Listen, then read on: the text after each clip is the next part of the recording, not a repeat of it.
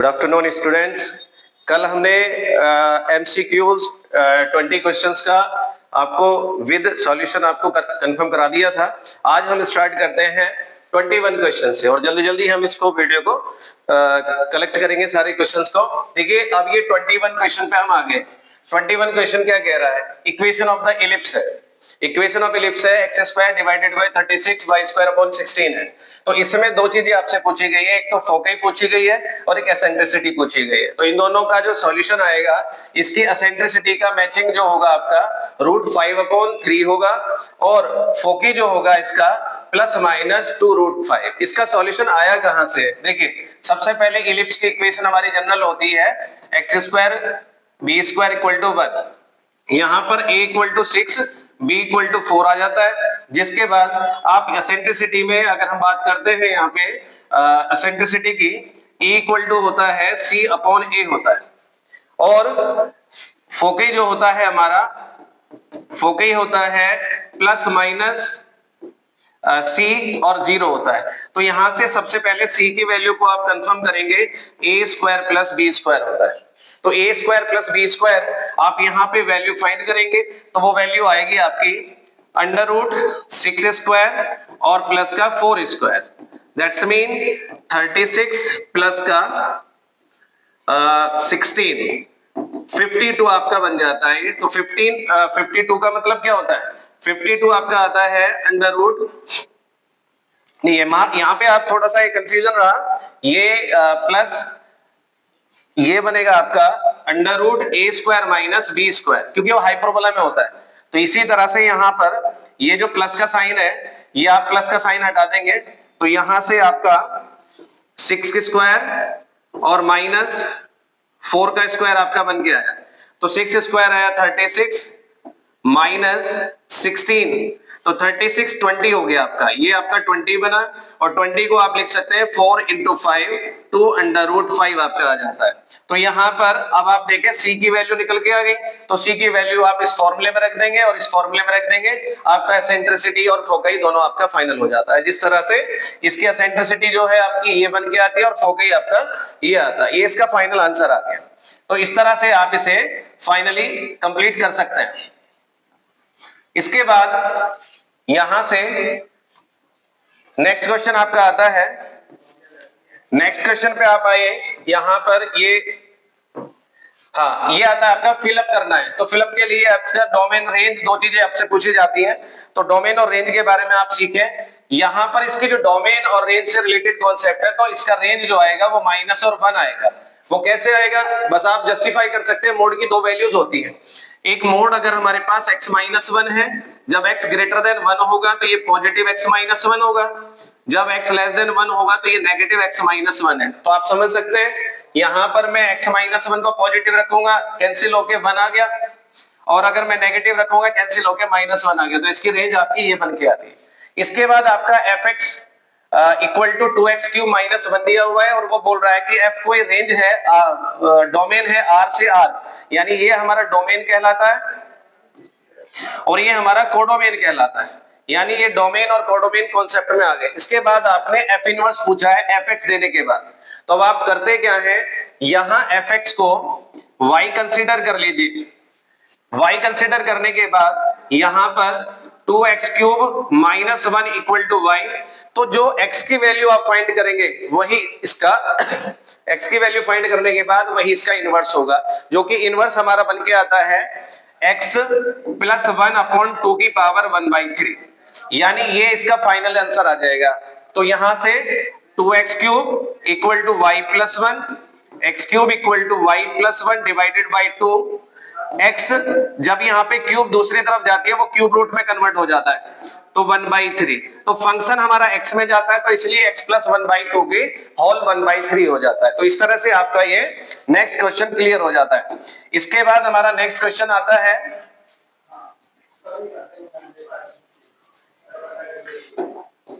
Next question आता है ये डी का, डिफरेंशियल इक्वेशन का। तो आप डायरेक्टली इस चीज को समझ सकते हैं, इसका आंसर ये ट्रू होगा, ये इसका आंसर जो है ये हमारा ट्रू हो जाता है। तो ये हमारा आंसर ट्रू कैसे हुआ, बस आप समझ सकते हैं। देखिए x का जो कोफिशिएंट है दोनों तरफ देख लीजिए, और क्योंकि 2 बार आपका डिफरेंशिएशन हुआ है तो 2 बार डिफरेंशिएशन होने पर आप 7 की मल्टीप्लाई 2 टाइम कर लीजिए, तो कितना हुआ 49। तो यहां पर ये 49 हमारा आता है और y ऑटोमेटिकली बन के आ जाता है, तो इस आधार पर ये 49y हो गया, जिसे हम ट्रू कहेंगे। इसके बाद आता है आपका नेक्स्ट वन क्वेश्चन।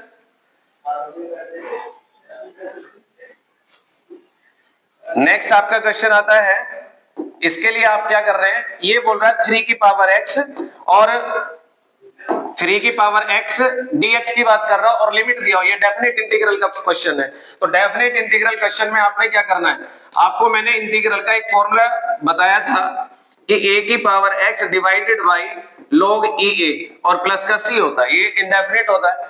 जब डेफिनेट आ जाता है तो इसी तरह से इसका अगर मैं करता हूं तो इसका बन के आया 3x डिवाइडेड बाई log 3 और अपर लिमिट और लोअर लिमिट रखते हैं हम 2 और 3 रखते हैं, तो इसके आधार पर ये 3 की पावर 3 माइनस 3 की power 2 divided by logarithm 3 constant हो गया।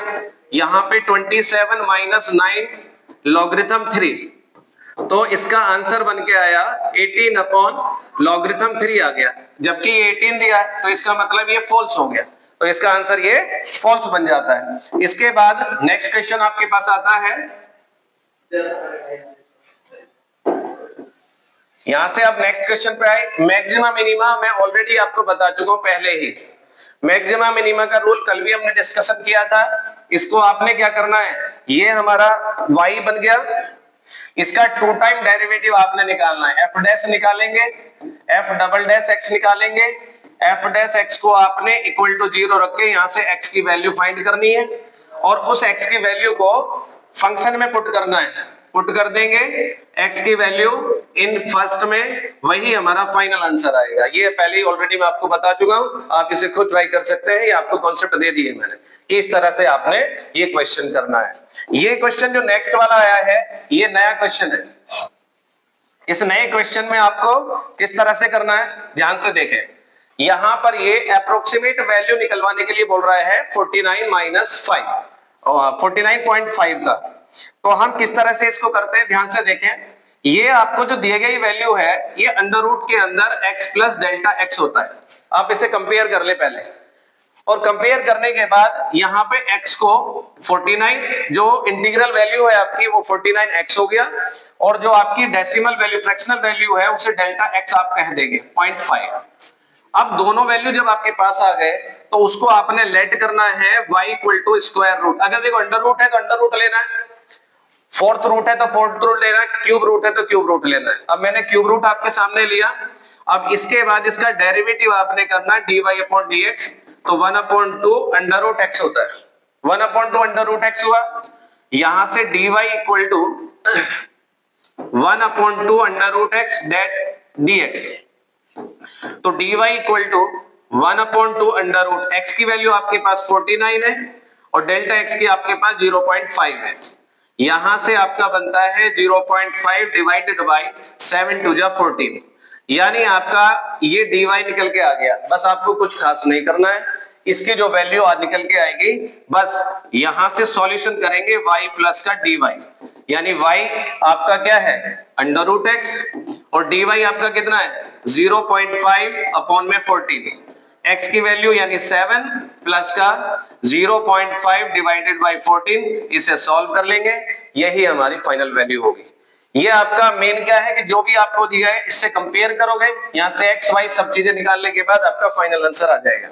इसके बाद आपका आता है नेक्स्ट क्वेश्चन है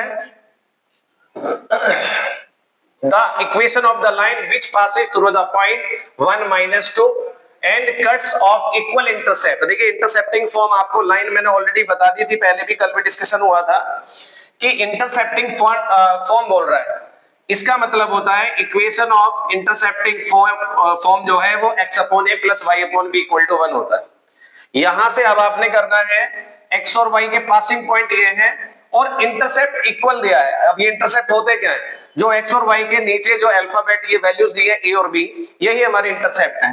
गिवन है a और b का सम जो है a और b दोनों हमारे पास क्या है, a और b दोनों हमारे पास इक्वल दिए हुए हैं, ए बी के इक्वल दिया है, तो इसका मतलब x upon A y upon A equal to 1, तो x plus y equal to A बन के आ गया। अब पासिंग पॉइंट क्या है आपका? पासिंग पॉइंट है 1 माइनस 2, बस इसमें आपने पुट करना है, ये इक्वेशन आपकी फर्स्ट। इसके बाद पुट कर देंगे x equal to 1 y equal to -2 in first में, तो 1 माइनस 2 इक्वल टू ए की वैल्यू -1 आ गई। अब आपने पुट करना है a इन फर्स्ट में, तो x plus y equal to -1, ये हमारा फाइनल आंसर आ गया। तो यानी इंटरसेप्ट का जिक्र आता है तो इस तरह से आप इसे फाइनल आंसर कर सकते हैं। तो यहां से क्लियरिटी के साथ सारी चीज सॉल्यूशन में आपको दिखाई जा रही है। तो इसके बाद आपका आता है next one, radius of the circle. बड़ा सिंपल क्वेश्चन है, रेडियस कैसे फाइंड करनी होती है? देखिए रेडियस फाइंड करने के लिए सबसे पहले कंपेयरिंग करना होता है, x square plus y square 2gx 2fy plus c equal to 0, तो ट्वाइस g -8 ट्वाइस f 10 और c इक्वल टू -12। तो यहां से g की वैल्यू आ गई -4, f की वैल्यू आ गई 5, c की वैल्यू -12। अब रेडियस निकालने का एक सिंपल फॉर्मूला आप सॉल्व कर लेंगे। रेडियस का फॉर्मूला होता है g square F square minus c, इसमें आपने वैल्यू रखनी है, वही हमारा फाइनल आंसर होगा। यानी g आपने रख लेना, f आपने रख लेना, c आपने रख लेना। जब आप ये सब चीज कर लेंगे तो r आपके सामने क्लियर हो जाएगा। इसके बाद आपका आता है नेक्स्ट क्वेश्चन। यहां से नेक्स्ट क्वेश्चन पे आप आए, हाइपरबोला का। देखिए अभी इलिप्स का जैसे क्वेश्चन किया था सेम टू सेम आपका हाइपरबोला। इसमें मैं आपको बस फॉर्मूले बता दे रहा हूं, उसके बाद आप कर सकते हैं कि आप उसे इजीली कर सकते हैं। तो हाइपरबोला में नेगेटिव आता है, इलिप्स में आपका पॉजिटिव आता है। X square upon a square y square upon b square equal to 1, ये इलिप्स की इक्वेशन होती है। ये आपकी इलिप्स की हो गई, ये हाइपरबोला हो गई, नेगेटिव आ रहा है। अब यहां से पासिंग पॉइंट दिए गए, बड़ा सिंपल क्वेश्चन है, जहां पासिंग पॉइंट का जिक्र आता है ये सभी वैल्यूज उठाएंगे और पुट कर देंगे आप। तो आपने क्या करना है, बारी बारी से ये पॉइंट आपने इसमें रखना है, ए और बी की वैल्यू निकालनी है और पुट कर देना है। तो हमें एट पहले आया पॉइंट 30 इन, ये फर्स्ट इक्वेशन हो गई हमारी फर्स्ट में, तो आपने रखा 3, यानी 9 divided by a square equal to 1, तो आपको सिंपली ए स्क्वायर की वैल्यू 9 आ गई। ऐसे ही आपने दूसरा रखना है 3 अंडर रूट 2 इन फर्स्ट में, वहां से आप बी स्क्वायर की वैल्यू निकाल लेंगे, या आप खुद से निकाल सकते हैं जैसे मैंने आपको फर्स्ट निकाल के दिखाई है। अब ये वैल्यू जब आपकी फाइंड आउट हो गई, तो putting these values a square and b square in first में, वही हमारा फाइनल आंसर होगा। ये आप इजीली निकाल सकते हैं। तो ये आपका ये फिलअप में आपको बता दिया गया कि किस तरह से आप वैल्यू निकाल सकते हैं। ठीक है, इसके बाद आता है नेक्स्ट फिलअप में, ये डिटरमिनेट से रिलेटेड क्वेश्चंस हैं। ये आपको वैसे तो कुछ लगता नहीं कि आपको मुझे बताने की जरूरत है, अगर थोड़ा पढ़ा है आपने तो इस चीज का आप कर सकते हैं। तो कैसे करना है देखें जरा ध्यान से। अब यहां से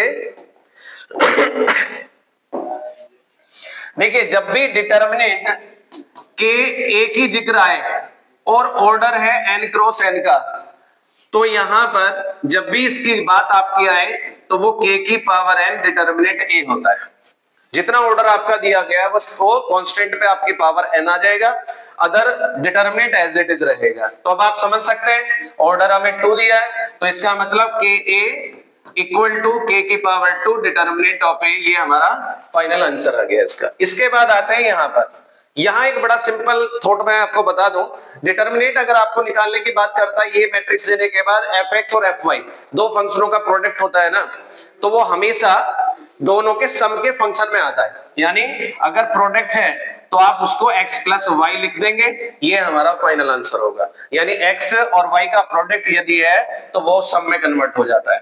इसके बाद यहां से इसका डिटर्मिनेंट निकालते हैं, क्रॉस मल्टीप्लाई, इसकी मल्टीप्लाई इधर, इसकी इधर, तो आपने मल्टीप्लाई करनी है और प्रोडक्ट के आधार पर x की वैल्यू आपकी निकल के आ जाएगी। यानी x plus 3 twice of x plus 3 twice of x हो गया, और नेगेटिव -2x और -3, ये आपका -2 और माइनस का 3x इक्वल टू दिया हुआ है 0 8। ये आपको 8 दिया गया है, बस इसे सॉल्व करें और x की वैल्यू आप निकाल लेंगे, वही हमारा फाइनल आंसर होगा। यानी जैसे अगर हम इसको करते हैं तो इसका फाइनल आंसर जो बन के आएगा वो +-2 आएगा। यानी इसका आंसर आपका +-2 आएगा x की वैल्यू जब आप सॉल्व करेंगे। इसके बाद इसका डिटर्मिनेंट आपने करना है, इसको भी आपने -7 का कोफैक्टर निकालना है।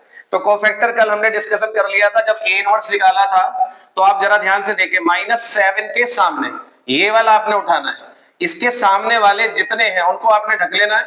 ऐसे आपने वर्टिकली और हॉरिजॉन्टली ढका, 2 की मल्टीप्लाई 5 में और माइनस ये, तो 5 × 2 आपका आएगा माइनस, और -4 × -3 आएगा, तो 10 -12 दैट्स मीन -2। यानी इसका कोफैक्टर जो आएगा वो -2 बन के आएगा। तो आपका ये सेक्शन भी पूरा हो गया। यहां से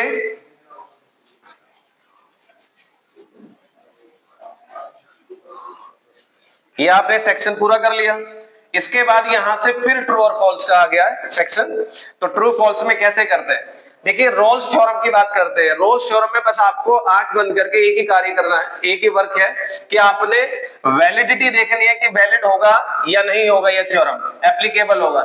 एप्लीकेबल होने के लिए सबसे पहला पॉइंट होता है रोल्स थ्योरम का कि FA = FB होना चाहिए। अगर FA और FB, जहां पर A है क्या A और B, A और B एक क्लोज इंटरवल होता है जो वैल्यू दी जाती है, और फंक्शन में आपने रखना है। देखिए जरा, fx = x है, A की वैल्यू आपकी -1, B की वैल्यू 1 है, तो f -1 आपने करा -1, f1 आपने रखा 1, तो दोनों इक्वल नहीं आए, यानी f -1 does not equal to f1, इसीलिए देयरफॉर आपका नॉट वैलिड हो गया, ये वैलिड नहीं हुआ। ये आपने ध्यान रखना किस तरह से वैलिडेशन देखनी होती है। अगर वैलिड चेक करना है तो FA और FB को दोनों को इक्वल प्रूव करना होगा, अदरवाइज नहीं करना होगा। ये आपका इस तरह से रोल्स थ्योरम का वेरिफिकेशन हो गया। तो रोल्स थ्योरम के वेरिफिकेशन के बाद अब आप आते हैं डेरिवेटिव का।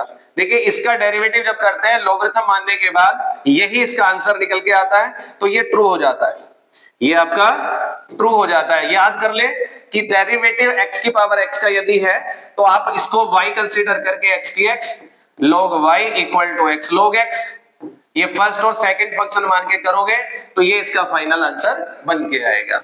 यहां से फिर आपका आता है ये डेफिनेट इंटीग्रल की प्रॉपर्टी होती है, ये जो आपके सामने है जो नेक्स्ट क्वेश्चन है, डेफिनेट इंटीग्रल आपको प्रॉपर्टी के लिए आपने बताना है। तो कैसे करते हैं, सबसे पहले प्रॉपर्टी आपकी अप्लाई होगी -a से a fx और dx। ये दो वैल्यूज लेके आता है, एक 0 एक ट्वाइस 0 से a fx dx। ये कब आता है, fx = -fx आता है, और ये कब आता है, f - x = fx। यानी ये इवन फंक्शन है और ये ओड फंक्शन है, यानी दो फंक्शनों पे ये इंटीग्रल डेफिनेट कंडीशन जुड़ी हुई है। यानी आपने देखा 0 कब आएगा, जब ओड फंक्शन होगा। ओड फंक्शन कब होता है, आप जैसे इसको देख रहे हैं तो ये ओड फंक्शन है, क्योंकि अगर मैं x की जगह -x रखूंगा तो ये नेगेटिव हो जाएगा, ये पॉजिटिव हो जाएगा, ये क्या होगा, ये ट्रांसपोर्ट हो जाएगा, यानी ट्रांसपोजिशन आपकी बन के आएगी। तो यहां पर इसकी वैल्यू 0 होगी, इसलिए ये फॉल्स हुआ, ये आपको फॉल्स हो गया, क्योंकि ये ऑड फंक्शन है। यानी यहां हमारा फंक्शन जो बना ये ऑड फंक्शन बना, इसलिए ये क्या हो गया, 0 हो गया। तो आपको इस चीज का ध्यान रखना। नेक्स्ट क्वेश्चन पे आ गए। P तो दिया है आपको डिग्री, और Q आपको दिया हुआ है ऑर्डर, यानी डिग्री और ऑर्डर। देखिए ऑर्डर को सबसे पहले कैप्चर करते हैं। ऑर्डर क्या होता है, highest derivative, 2 time derivative, 1 time derivative और 3 टाइम डेरिवेटिव। इसका मतलब 3 हो गया इसका ऑर्डर। और P जो होता है ऑर्डर की डिग्री, इसकी डिग्री 1 है तो इक्वल टू आ गया 1।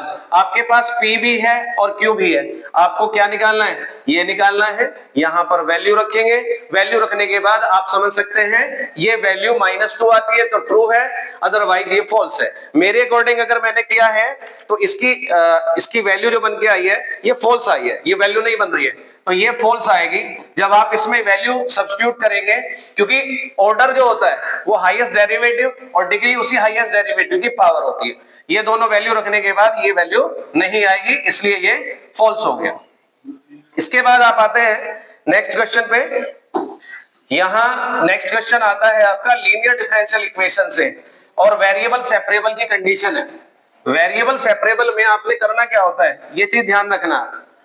देखिए वेरिएबल सेपरेबल ये कहता है सबसे पहले डेरिवेटिव को आपने एलिमिनेट करना है, यहां से आपको सेपरेट करना डेरिवेटिव को। तो मैंने डेरिवेटिव सेपरेट किया, यहां से dy ओवर dx बना e to the power 2x plus 2y, और 2x प्लस y, यहां से आप इसे ब्रेक कर सकते हैं e की 2x और e की y। x वाले x की तरफ आपने सेपरेट करने, y वाले y की तरफ करने, यानी dy ओवर ey और e to the power 2x dx, e to the power minus y dy, e to the power dx dx। अब यहां से इंटीग्रल करना है, इंटीग्रेशन आप कर सकते हैं, उसके बाद आपका सॉल्यूशन बन के आ जाएगा। ये हमारा इसका फाइनल आंसर आ जाता है सॉल्व करने के बाद। इसके बाद आप आते हैं नेक्स्ट वन क्वेश्चन। यहां नॉर्मल की इक्वेशन को आपने ध्यान रखना है कि नॉर्मल की इक्वेशन होती क्या है। सबसे पहले नॉर्मल की इक्वेशन को आप डिस्क्राइब करें किसी भी कर्व के लिए। Equation of normal y minus y1 equal to -1 upon m और x माइनस x1। अब आपको यहां से सबसे पहले m निकालना होगा। m की वैल्यू क्या आई, यहां से m बनता है dy अपॉन dx। तो ये आपका आया, क्योंकि m तो ऑलरेडी कोऑर्डिनेट है तो इसको मैं m डैश कन्वर्ट कर लूंगा। यहां से 2ay dy upon dx equal to 3x² आपने किया, y dy upon dx equal to 3x² upon 2। अब x और y पॉइंट दिए हुए, ये x की वैल्यू है, ये y की वैल्यू है, तो आपने पुट करना है dy upon dx equal to 3am² divided by 2am की पावर 3। यहां से आपका m डैश आ गया, ये मैं x1 और y1 कंसीडर कर लूंगा, यहां पे वैल्यू रख दूंगा, ये आपका फाइनल सॉल्यूशन हो गया। ये जो वैल्यू आपको दी गई है, ये वैल्यू आपने केवल और केवल यहाँ पे सब्स्टिट्यूट करनी है, उसके बाद आपकी equation of normal find out हो जाएगी। ये आपका इक्वेशन ऑफ नॉर्मल का कॉन्सेप्ट हो गया। इसके बाद आपका आता है एरिया ऑफ कर्व से रिलेटेड। एरिया ऑफ कर्व से रिलेटेड आपका क्वेश्चन आता है। तो एरिया ऑफ कर्व में आपने करना क्या है, जैसे दोनों कर्व बनाने के बाद आपने एरिया ऑफ कर्व फाइंड करना है। देखिए ये है, ये जो कर्व दिया है ये पैराबोला है, यानी x² इक्वल टू आपके पास आया y, और एक y इक्वल टू आपको दिया गया 4। तो यहाँ पे x² equal to 4, x² equal to twice of square, x equal to आता है +-2, तो x की लिमिट -2 टू आपका 2 बन जाता है। यहां से अब आपने इसका कर्व ड्रॉ किया, x² इक्वल टू y का जो कर्व बनता है वो ये कर्व बन गया, ये y dash x dash origin और ये आपका y डैश। अब y इक्वल टू 4 जो लाइन होती है वो x एक्सिस के पैरेलल जाती है, तो y इक्वल टू हमारा 4 लाइन हो गई। यहां से हमें ये शेडेड एरिया आपने फाइंड करना है, ये आपने शेडेड एरिया फाइंड करना है। तो ये शेडेड एरिया फाइंड करने के लिए आपके पास फॉर्मूला होता है area of curve. Area of curve आपका आता है बेटा a to b y1 minus y2 dx। अब यहां से देखना है कि अपर कर्व कौन सा है, अपर कर्व है आपका y इक्वल टू 4 लाइन, तो हमारा y1 जो बना वो ये बन गया और y2 हमारा ये बन गया। यानी जो ऊपर आपके आता है अपर बाउंड जो करता है उसे हम y1 कहते हैं और लोअर बाउंड जो होता है वो y2 होता है। तो y1 कर्व हमारा 4 हो गया, y2 हमारा x² हो गया। बस यहां पर आपने वैल्यू रखनी है -2 से 2, y1 हमारा 4 और माइनस के x² dx। बस अब आपको यहां से इसका इंटीग्रल वैल्यू निकालनी है, तो एरिया ऑफ कर्व आप आसानी से निकाल सकते हैं। तो एरिया ऑफ कर्व भी आपका फाइंड हो जाता है। यहां से एरिया ऑफ कर्व निकालने के बाद अब नेक्स्ट क्वेश्चन की तरफ आप चलते हैं।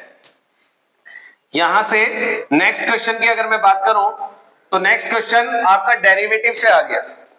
आपने यहां से जो नेक्स्ट क्वेश्चन लिया गया है डेरिवेटिव, और ये काफी बार आया हुआ क्वेश्चन है, तो इसको बहुत अच्छे से आप प्रिपेयर कर लेना, क्योंकि अब तक आपने पढ़ा था कि differentiate with respect to x, लेकिन अब विद रेस्पेक्ट टू x नहीं है, अब एक डेरिवेटिव का दूसरे के रेस्पेक्ट में है। तो अब आपने करना क्या है, sin x u equal to sine x आपने करना है, v equal to logarithm x, यहां से आप du अपॉन dx फाइंड करेंगे, यहां से dv अपॉन dx करेंगे, बस अब आपको इससे डिवाइड कर देना है, du अपॉन dx को dv अपॉन dx से डिवाइड करिए, यहां पर आप फाइनल आंसर ले लेंगे। ये आपका फाइनल आंसर इससे बनके आ जाता है। इसके बाद आप आ जाते हैं नेक्स्ट क्वेश्चन पे। एक पैरेललोग्राम कहा गया है, ये आपको बताना फाइंड द यूनिट वेक्टर। हाँ, ये a और b, देखिए इसमें कोई आपको खुद कर सकते हैं आप, a और b की मल्टीप्लाई आपसे कही जाए तो आप मल्टीप्लाई कर सकते हैं। i की i से मल्टीप्लाई 1, j की j से मल्टीप्लाई 1 और k है नहीं 0 तो 2 आ गया, फाइनल आंसर हो गया। इसके बाद आपसे unit vector perpendicular to both, इसका फॉर्मूला मैं आपको बता देता हूं, n cap a cross b divided by a cross b का मॉड्यूलस। आप इसे खुद कर सकते हैं, a क्रॉस b की वैल्यू जो आइडेंटिटी के आधार पर आपने करना होता है, i j k में आपने करना होता है, डिटरमिनेंट से आप फाइंड कर सकते हैं। इसके बाद फाइंड द पैरेललोग्राम का एरिया, एरिया ऑफ पैरेललोग्राम भी इसी से कनेक्ट है, 1/2 a क्रॉस b का आपने मॉड्यूलस फाइंड करना है। सेवर केवल आपका फॉर्मूले बेस्ड होता है, तो आपने ध्यान रखना a क्रॉस b तो आपको निकालना आता है या निकाला है, इस तरह से आप इसे फाइंड कर सकते हैं, ये वैल्यू आ जाती है। For the given vector a b verify a cross b और ये इक्वल नहीं हो सकता क्योंकि ये क्रॉस प्रोडक्ट है, क्रॉस प्रोडक्ट जो होता है ये इसमें कनेक्ट नहीं होता, इसलिए ये वेरीफाई नहीं होगा, ये दोनों वैल्यू वेरीफाई नहीं होगी, इसलिए आप कर सकते हैं। इसके बाद जैसे हमने a क्रॉस b यहां से फाइंड करा तो मैं इसे 2 को कॉमन ले लूंगा, b क्रॉस a आप निकाल सकते हैं, और यहां पर b क्रॉस a और a क्रॉस b दोनों मोड के अंदर सेम होते हैं। जैसे ही आपने यहां से a क्रॉस b निकाला तो a क्रॉस b यहां पे जस्टिफाई हो जाएगा। जब हम किसी वेक्टर में a क्रॉस b को ट्रांसफॉर्म करते हैं तो वो हमेशा नेगेटिव में आता है, तो इसलिए ये वेरीफाई नहीं होगा।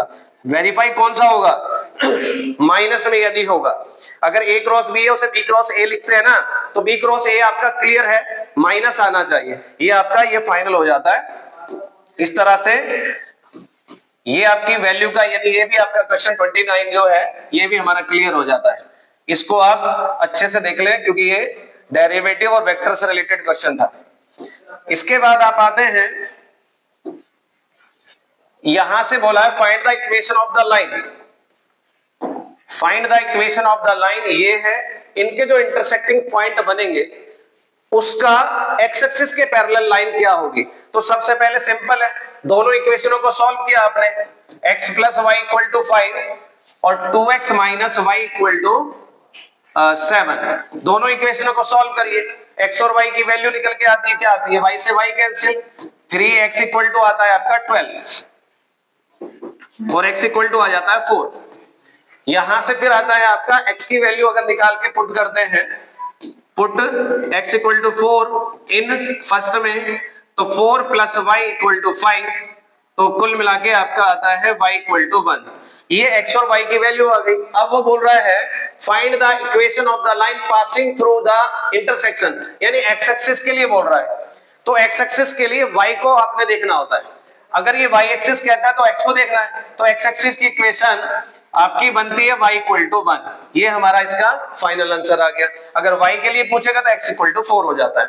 इसके बाद आपका आता है नेक्स्ट क्वेश्चन, डिस्टेंस, ये मैं पहले ही बता चुका हूं, दोनों लाइनें पैरेलल हैं क्योंकि दोनों के कोएफिशिएंट है, तो यहां पर फॉर्मूला डिस्टेंस का आप लगा लेंगे, c1 minus c2 divided by a square plus b square. जब parallel equation ax plus by plus c equal to 0 होती है तो आपको d निकालने का फॉर्मूला बन जाता है। इसी तरह से हाइपरबोला का पहले बता चुका हूं, तो आप हाइपरबोला को यहाँ पे पहले जो आपको प्रीवियस क्वेश्चंस में आपको दिखाया है फॉर्मूला, तो आप उसको खुद ही कर लेना। फोकस आपको दिया गया और वर्टेक्स आपको दिया गया है, तो फोकस और वर्टेक्स देने के बाद आप उसे कंफर्म कर सकते हैं। इसके बाद आता है नेक्स्ट क्वेश्चन 32 क्वेश्चन में आपका क्या बनता है, यहां से 32 बड़ा इजी क्वेश्चन है।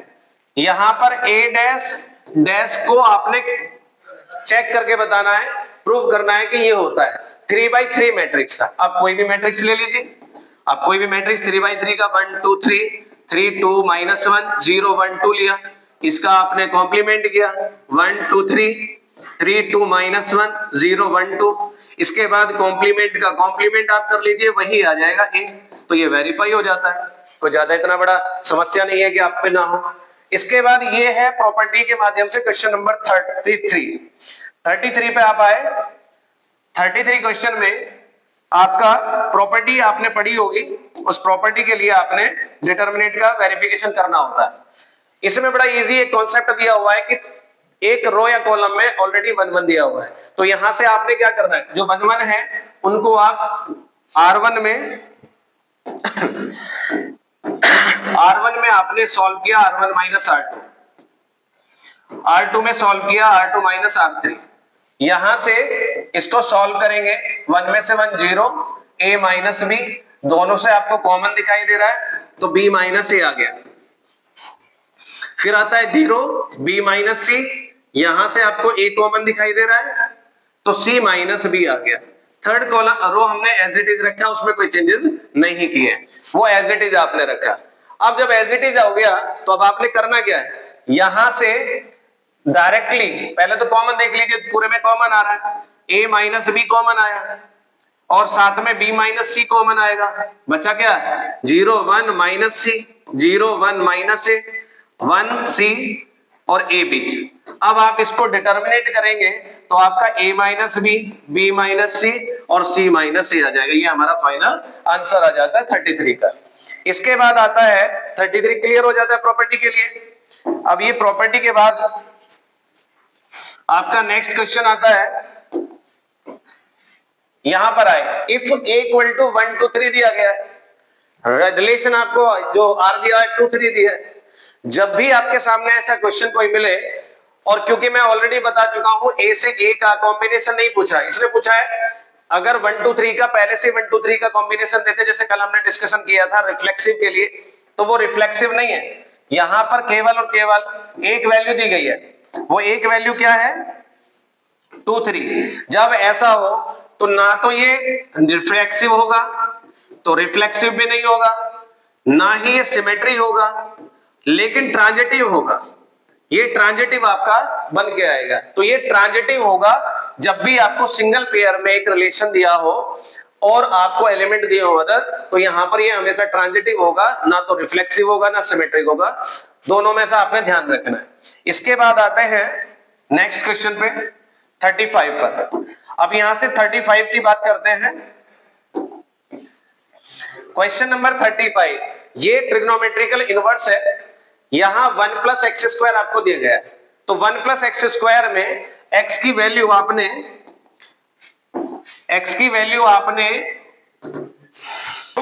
tan थीटा आपने पुट करना होगा, तो under root 1 plus tan square theta minus 1 divided by tan theta, यहां पर tan इनवर्स ऑलरेडी है तो इसको sec थीटा लिखते हैं, sec theta minus 1 divided by tan theta, इसे सॉल्व करेंगे तो आपका थीटा बाई 2 बनेगा और 1/2 tan इनवर्स x, इसका फाइनल आंसर आपके सामने आ जाएगा। तो ये आपका 35 क्वेश्चन क्लियर हो जाता है, यानी 1 प्लस एक्स स्क्वायर यदि है तो x equal to tan theta आप पुट करेंगे, यहां से थीटा फाइंड करेंगे तो tan इनवर्स x होगा, ये वैल्यू यहां पर रख देंगे, ये हमारा फाइनल आंसर बन के आ गया।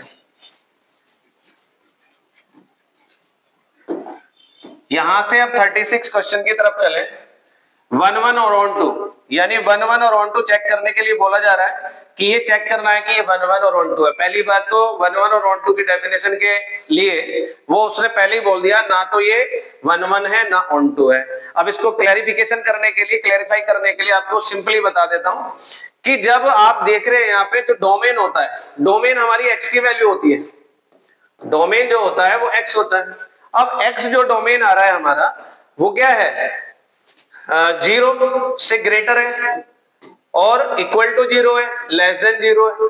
लेकिन यदि मैं ग्रेटर देन 0 की बात कर रहा हूं तो सभी पे वैल्यू 1 आ रही है, चाहे 0 से बड़ा आपने क्या ले लिया, x की वैल्यू 1 ले ली, 2 ले ली, 3 ले ली, यानी आपने ये पुट किया तो उन सब पर आप देखें क्या वैल्यू बन के आ रही है, 1 बन के आ रही है, इक्वल टू 1, जो कि 1 1 के खिलाफ है। 1 1 ये बोलता है कि भाई जब भी जितनी भी इमेज इसकी बने डोमेन पे वो डिफरेंट होनी चाहिए, यहां पर डिफरेंट नहीं आई, 1 आ गई, तो इसलिए ये नॉट 1 1 है, यानी डिस्टिंक्ट इमेज नहीं है, नॉट 1 1 आपका आया, यानी 1 1 है ही नहीं है। 1 1 की कॉन्सेप्ट यही होती है, डिस्टिंक्ट इमेज आना। उसके बाद आता है रेंज। अब रेंज क्या है, हमारा जो कोडोमेन है ये हमारा डोमेन होता है, पहले बता चुका हूं, ये हमारा कोडोमेन होता है, ये कोडोमेन है, ये डोमेन है। अब रेंज जो आपका आउटपुट निकल के आया, रेंज जो आया है वो 3 वैल्यू आई है, -1 0 1, ये इक्वल नहीं है कोडोमेन के। जब कोडोमेन के इक्वल नहीं है तो ये नॉट ऑन टू है, यानी ये ऑन टू होगा ही नहीं। ऑन टू कब होता है, जब आपकी रेंज जो है वो इक्वल आ जाए कोडोमेन के। और कोडोमेन हमारा क्या, रियल नंबर, और रियल नंबर में तो इन्फिनिटी तक, यानी -इन्फिनिटी और इन्फिनिटी के बीच वैल्यू आती है, टोटल वैल्यूज आती है, जबकि हमारे पास ये बाउंडेड आ गई, तो इसलिए ये नॉट ऑन टू हुआ। तो ऑन टू और 1 1 को आपको क्लियर हो गया होगा। इस तरह से 1 1 और ऑन टू वाले आप क्वेश्चन क्लियर करके आप एग्जाम में लिख सकते हैं। इसके बाद यहां से इंक्रीजिंग और डिक्रीजिंग फंक्शन, इंक्रीजिंग और डिक्रीजिंग का जैसे मैक्सिमा मिनिमा का मैंने आपको बताया था, सेम वही है। आपको क्या करना है, y दिया गया है, फर्स्ट इक्वेशन हो गई, यहां से dy अपॉन dx आप फाइंड करेंगे, उसके बाद dy अपॉन dx को इक्वल टू 0 रखना है। रखने के बाद x की वैल्यूज निकली समथिंग, जैसे a b कुछ करके आई, उसे आपने नंबर लाइन पे लिखना है, -इन्फिनिटी और इन्फिनिटी के बीच में a और b। यहां से आपने एक ग्राफ ड्रॉ करना है, एक इन्फिनिटी की तरफ और एक -इन्फिनिटी की तरफ। इन्हें बाउंड नहीं करना है क्योंकि इन्फिनाइट का भी बाउंड नहीं होता, बीच की वैल्यू बाउंड हो गई। तो यहां से स्टार्ट करते हैं प्लस माइनस और प्लस, इस इंटरवल पे ये हमेशा इंक्रीजिंग होगा, इस इंटरवल पर ये हमेशा डिक्रीज होगा, और इस इंटरवल पर ये फिर इंक्रीज होगा। यानी ये अगर ग्राफ प्रोसेस आपने समझ लिया तो इंक्रीजिंग और डिक्रीजिंग इजीली आप फाइंड आउट कर सकते हैं। बस आपका डेरिवेटिव से सही हो और आपकी वैल्यू जो फाइंड हुई है, आउटपुट आया है, उसको आप क्लियर करके चले। ये हमारा आ जाता है क्वेश्चन नंबर 36। क्वेश्चन नंबर 36 के बाद 37, यहां पर ये क्वेश्चन नंबर 37, ये वेक्टर का इजी फॉर्मेट का क्वेश्चन है। यहां से इसने बोला है b माइनस ए का मोड आपने निकालना है, जबकि ये आपको वैल्यू दी गई है। आपको ध्यान रखना है मोड के अंदर जितना भी स्क्वायर है, मोड के अंदर जितना स्क्वायर है वो b माइनस ए का स्क्वायर सिंपली लिखा जा सकता है। इसे मैं लिख सकता हूं मोड a का स्क्वायर -2a.b। इसमें वैल्यूज आप फाइंड रख दीजिए, पुट कर दीजिए, आपका सॉल्यूशन फाइंड आउट हो जाता है, क्योंकि वैल्यू गिवन है। ये 2 आपको दिया है, ये 3 आपको दिया है, और यहाँ पे a.b कितना दिया हुआ है, 4 दिया हुआ है। ये सभी वैल्यूज यहाँ पर जहां प्लेस है वहां पर आपने पुट कर देना है।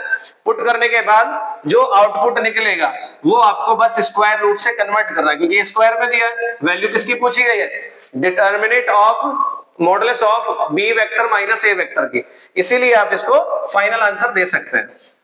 इसी तरह से आपको डिस्टेंस वैल्यू निकालनी है, डिस्टेंस आपने निकालनी है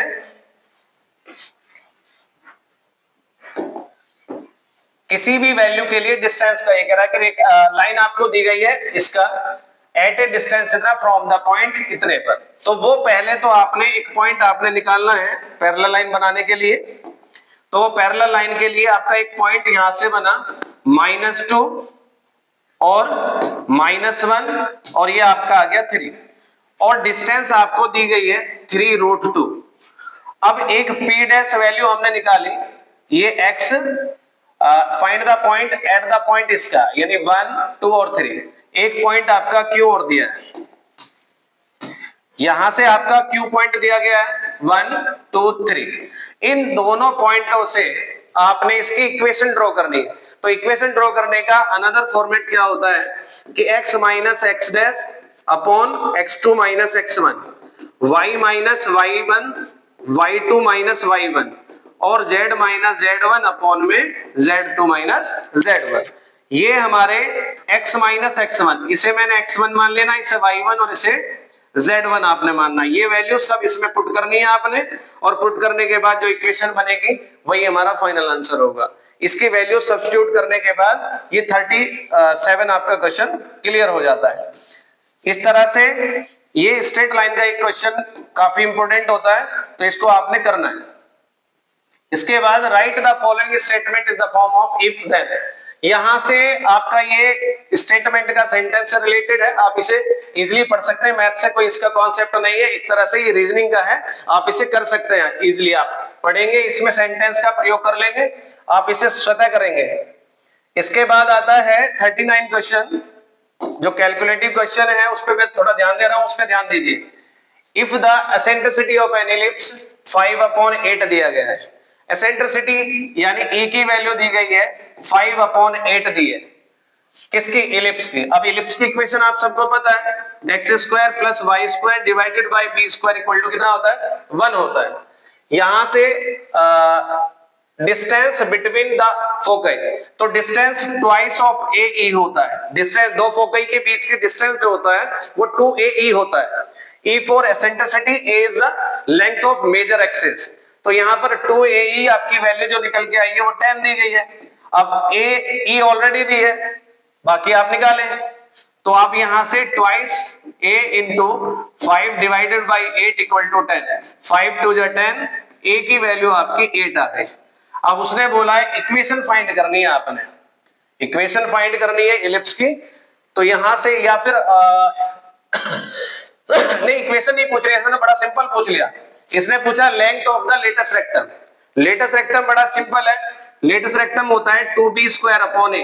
अब मुझे a मिल गया, मुझे b और निकालना है। तो हमें पता है a और b का कॉन्सेप्ट, e = होता है √1 - b²/a²। अब आपको e की वैल्यू पता है 10 है, तो यहां से आपने 10 रखा। b² आपने फाइंड करना है, b² डिवाइडेड बाई 8 का स्क्वायर। यहां से आपने b² की वैल्यू फाइंड करनी है सॉल्व करके। और लेटेस्ट रेक्टम में ये लेंथ ऑफ लेटेस्ट रेक्टम होता है, इसमें आपने ये वैल्यू पुट कर देनी है। यानी आपको a की वैल्यू कितनी होती है? 8 होती है, और b² की वैल्यू आपने यहां से फाइंड की। दोनों वैल्यूज यहां पे सब्स्टिट्यूट कर दीजिए, ये हमारा फाइनल आंसर आ जाता है। इसके बाद हम आते हैं 40 क्वेश्चन पे। देखिए 40 क्वेश्चन जो है ये आपको कल मैंने एडजॉइंट और ए इनवर्स निकालना सिखाया था। बस इसमें थोड़ा सा आपको बेसिक फॉर्मूला बता देता हूं, एडजॉइंट वगैरह आपने निकालना सीखा है। यहां सबसे पहले इस क्वेश्चन की अगर मैं बात करता हूं, तो इस क्वेश्चन में आपको सॉल्व क्या करना है, क्योंकि ये लीनियर इक्वेशन का मैट्रिक्स मेथड से एक सॉल्यूशन निकालना जरूर आता है। System of linear equation matrix method, ये आपको यहां से एक मैट्रिक्स ड्रॉ करना होगा, क्योंकि ax = b फॉर्म है। x = होता है a इनवर्स b, x की value x y z = a inverse b आपका आता है। b हमारा 16 -4 और 3 होता है माइनस का, ये हमारा b हो गया। इक्वेशन फर्स्ट आप इसे कंसीडर कर लेंगे। उसके बाद यहां पर a एक मैट्रिक्स ड्रॉ करिए। मैट्रिक्स बनता है 2 - 3 और 5, यहां से 3 2 -4, नेक्स्ट 1 1 -2, यानी ये हमारा एक मैट्रिक्स ड्रॉ हो जाता है। मैट्रिक्स बनने के बाद अब आप इसे कैसे सॉल्व करेंगे, यहां से डिटर्मिनेंट ए आपको निकालना बताया था, एडजॉइंट आपको कल सिखाया था, एडजॉइंट ऑफ ए इनवर्स का फॉर्मूला आपको बताया गया था, adjoint A divided by determinant A. यहां ए इनवर्स एडजॉइंट, अब आपका ए इनवर्स जैसे फाइंड हुआ, ये ए इनवर्स आपने पुट करना है ए इनवर्स इन फर्स्ट में। जब इसमें पुट कर देंगे तो आपकी x की वैल्यू, y की वैल्यू और z की वैल्यू फाइंड आउट हो जाएगी। ये आपका डिस्क्रिप्शन हो गया, इस तरह से आप इसको कंप्लीट करेंगे। और काफी इंपॉर्टेंट क्वेश्चन होता है, 40 क्वेश्चन आता ही है एग्जाम में, तो आप थोड़ा सा इस पे जरूर ध्यान देंगे। इसके बाद अब आप आ जाइए नेक्स्ट क्वेश्चन, रिफ्लेक्सिव सिमेट्रिक और ट्रांजिटिव से रिलेटेड है। रिफ्लेक्सिव सिमेट्रिक देखो उसने बोला है, वो बोल रहा है इक्विवेलेंस रिलेशन आपने प्रूव करना है। इक्विवेलेंस रिलेशन आपको प्रूव करने के लिए बात कही है, तो आप इक्विवेलेंस रिलेशन के लिए आपको तीनों प्रॉपर्टी, तीनों रिलेशन आपको जस्टिफाई करने होंगे। तो कैसे करना है? इक्विवेलेंस रिलेशन में पहला होता है रिफ्लेक्सिव, दूसरा होता है आपका सिमेट्री, तीसरा होता है आपका ट्रांजिटिव, थर्ड आपका ट्रांजिटिव होता है। तीन रिलेशन दिखाने होते हैं। ट्रांजिटिव रिफ्लेक्सिव में सेम वैल्यू होना आपका रिलेशन में जरूरी होता है। इसमें क्या होता है, अगर एक्स वाई कंटेन करता है आर में तो वाई एक्स भी आपका कंटेन करना चाहिए आर में। यहां पर एक्स और वाई अगर बिलोंग करता है आर में, वाई जेड बिलोंग करता है आर में, तो यहां से एक्स और जेड जो है वो भी बिलोंग करना चाहिए आर में। इन तीनों प्रॉपर्टी को अगर आप वेरीफाई कर देते हैं तो ये प्रॉपर्टी आपको इक्विवेलेंस रिलेशन के लिए ले जाती है। इक्विवेलेंस रिलेशन वेरीफाई करना होता है। अब यहां पर एडी यानी आपको ए बी और इसका रिलेशन दिया गया, तो हम दोनों को लेके चलेंगे, यानी ए बी रिलेटेड है सी डी के। अब पहली प्रॉपर्टी रिफ्लेक्सिव है, तो फर्स्ट प्रॉपर्टी रिफ्लेक्सिव में आपने क्या करना है, दोनों सेम टू सेम आप लेके चलेंगे। A b related to A b, a b related to A b आपने लेके चलना है। तो जब ए b related to A b लेके चलेंगे तो आपने देखा एक कंडीशन दी है, यानी ए का कनेक्शन डी से दिखाया है, बी का कनेक्शन सी से दिखाया है। यानी फर्स्ट आपका फोर्थ से कनेक्ट है, सेकंड आपका थर्ड से कनेक्ट है। इसी तरह से यहां ये इससे कनेक्ट है, ये इससे कनेक्ट है। ऑब्वियस सी बात है, A B equal to A B आ गया। जब ए B equal to A B आया तो ये रिफ्लेक्सिव हो गया। इसी तरह से सिमेट्रिक में आपने क्या करना है कि a b related to c d बोला है, तो आपने क्या प्रूव करना है, c d related to A b. अगर ये कंडीशन आपने दिखा देनी है तो ये सिमेट्रिक हो गया, ये आपका रिफ्लेक्सिव हो गया। तो ये रिफ्लेक्सिव और सिमेट्रिक। इसी तरह से ट्रांजिटिव में एक ई और एफ का कॉन्सेप्ट और ले लेते हैं। यदि मैंने ए बी रिलेटेड दिखाया सी डी के और सी डी रिलेटेड दिखाया ई एफ के, तो ये दोनों सीधा सिंपल रिफ्लेक्सिव सिमेट्रिक के बाद ट्रांजिटिव को कनेक्ट करते हैं। तो यानी ए बी रिलेटेड कनेक्ट करेगा ई एफ से, अगर ऐसा है तो ये ट्रांजिटिव हो गया। तो यानी अगर रिफ्लेक्सिव सिमेट्रिक ट्रांजिटिव तीनों आपके आते हैं तो वो रिलेशन इक्विवेलेंस रिलेशन कहलाता है, और ये आपका 4 मार्क्स का क्वेश्चन क्लियर हो जाता है। तो ये काफी इंपॉर्टेंट होता है, इक्विवेलेंस रिलेशन का एक क्वेश्चन जरूर मिलता है। तो रिफ्लेक्सिव सिमेट्रिक और ट्रांजिटिव आपने बिल्कुल ध्यान से पढ़ना है। तीनों प्रॉपर्टी बड़ी इजी है, कॉन्सेप्ट के आधार पर अगर आज क्लियर करेंगे तो समझ में आ जाएगा। इसके बाद आता है आपका 42 क्वेश्चन। ये आपका 42 क्वेश्चन पे आप आ गए। यहां से अभी आपको एरिया बनाना सिखाया था मैंने, वही कर्व के साथ इसका एरिया कॉन्सेप्ट करना पड़ेगा। एरिया आपको बता दिया था मैंने कि यहां पर x equal to 0, x equal to 0 आपका आया, x equal to 4, y equal to 4, y equal to 0 और y square equal to 4x। अभी इससे प्रीवियस क्वेश्चन में आपको बताया था, फॉर्मूला ऑलरेडी पता है कि a to b y dx आपने फाइंड आउट करना है। ये एरिया का, इसका कर्व मैं आपको बता देता हूं, उसके बाद आप उसी तरह से जैसे क्वेश्चन दिया है उसको आप कर सकते हैं। देखिए y square equal to 4x एक पैराबोला होता है, और ये भी x एक्सिस के अबाउट हो जाएगा क्योंकि y की पावर 2 है, यानी इवन डिग्री y की है, जिसके लिए आपको ग्राफ का कर्व ट्रेसिंग पढ़ना पड़ता है। उसके बाद पता चलता है कि किसका कर्व कैसे होता है। तो y square equal to 4x आपका कर्व ये बन गया, y square equal to 4x आपका आ जाता है। इसके बाद आता है x equal to 0, x equal to 4, y equal to 4। तो x इक्वल टू 4 आप करते हैं तो x इक्वल टू 4 आपकी लाइन ये हो गई, x इक्वल टू 4 लाइन हो गई। उसके बाद बोल रहा है y इक्वल टू 4 लाइन, तो y इक्वल टू 4 लाइन भी हो गई। अब आप समझ सकते हैं ये लाइन करने के बाद ये जो कर्व बना है बाउंडेड आपसे पूछा जा रहा है, तो दोनों बाउंडेड कर्व जो बनेंगे वो ये बनेंगे। अब ये लाइन जो बनी ये एक स्क्वायर बन गया, तो एक एक्स स्क्वायर बना है, तो यहां पर x इक्वल टू 2 इसकी डायमेंशन हो गई। ये कर्व है, तो ट्रेसिंग के आधार पर आप बेसिकली कर सकते हैं कि a to b y dx, यानी इसका प्रयोग करके आप इसका एरिया फाइंड आउट कर सकते हैं, जो कि प्रीवियस क्वेश्चन में मैंने बता दिया था किस तरह से आपने एरिया फाइंड करना है। इसके बाद